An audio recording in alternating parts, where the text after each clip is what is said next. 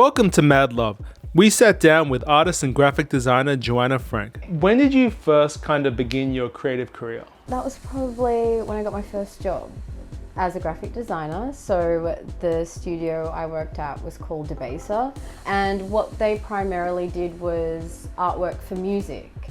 So I had majored in graphics and objects, and the idea of graphic design being kind of artwork really appealed to me, because I did want to do a fine arts degree, but I have Indian parents, so they said no, like I had to get a job out of it.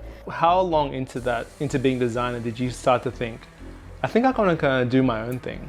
Well, after I left Debaser, my dad had just had a stroke, and it kind of put a lot of things into perspective for me. I was just making like a collage and putting it up on Instagram, and then people really started to respond to it. Like, it wasn't anything thought out.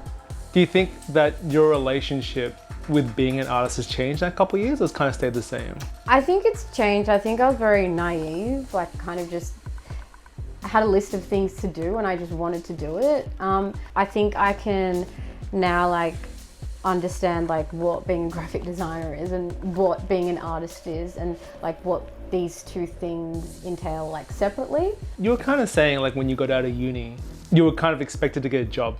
Yeah. In terms of like, and use your creativity to earn a living, and right? I still have a job full time. But that's a pretty common thing amongst like any kind of creative person from kind of like a minority family, from an immigrant family. Yeah, it is. And this is something that I struggle with all the time because I don't have a lot of time. Like, my full-time job is really intense. I do a lot of freelance stuff for extra money. And then I have a very small portion of time that I dedicate to what I want to do.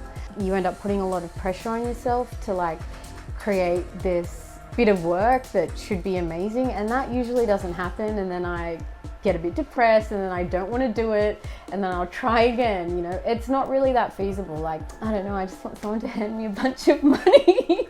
So thanks for your time. Thanks for being on the show. My pleasure. Cheers. Cheers.